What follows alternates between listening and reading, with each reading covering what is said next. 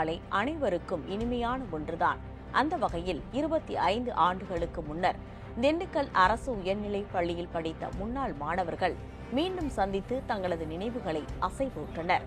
இதுகுறித்த செய்தி தொகுப்பை பார்க்கலாம். நம் அனைவரின் வாழ்விலும் குழந்தை பருவம் ஒரு விதமான மகிழ்ச்சி என்றால் பள்ளி பருவம் அதைவிடவும் மகிழ்வை தரக்கூடியது. விடலை பருவத்தை எட்டும் 10 முதல் 15 வயது வரை நாம் பயின்ற பள்ளிக்கூடம், உடன் படித்த நண்பர்கள், ஆசிரியர்கள், அவர்களுடனான உரையாடல், நண்பர்களின் அட்டகாசங்கள் என அனைத்தும் பசுமரத்தில் அடித்த ஆணியை போன்று பதிந்துவிடக்கூடியவையே.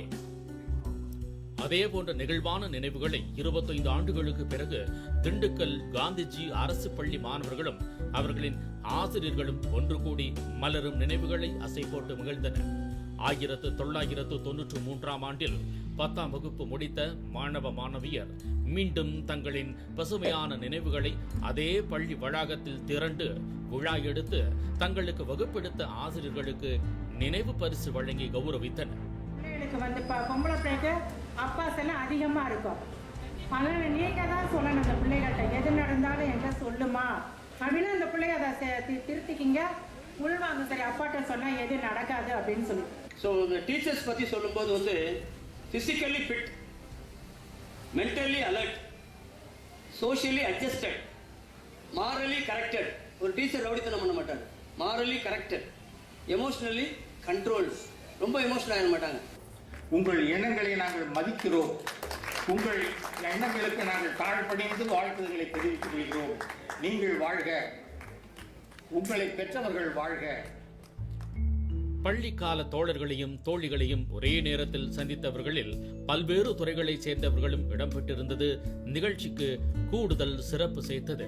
துபாய் போன்ற வெளிநாடுகளிலிருந்தும் வெளி மாநிலங்களில் வசிப்பவர்களும் சென்னை உள்ளிட்ட பல்வேறு நகரங்களில் பணியில் இருப்பவர்களும் திரண்டு வந்து தங்களின் பள்ளிக்கால நினைவுகளை பகிர்ந்து கொண்டனர். அவர்களில் ஒருவராக ராஜ் தொலைக்காட்சி செய்தி வாசிப்பாளர் சிவகுமாரும் இடம்பெற்றிருந்தார்.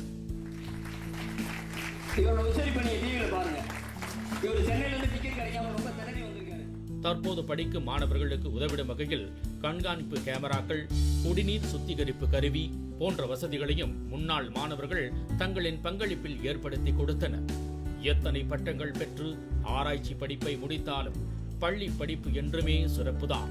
அதனை காலகாலத்திற்கும் எண்ணி மகிழ்ந்திருப்பதோடு நீண்ட காலத்திற்கு பிறகு பழைய நினைவுகளை எதிர்கொண்ட குதூகலத்துடன் பிரிய மனமில்லாமல் அனைவரும் புறப்பட்டுச் சென்றனர்.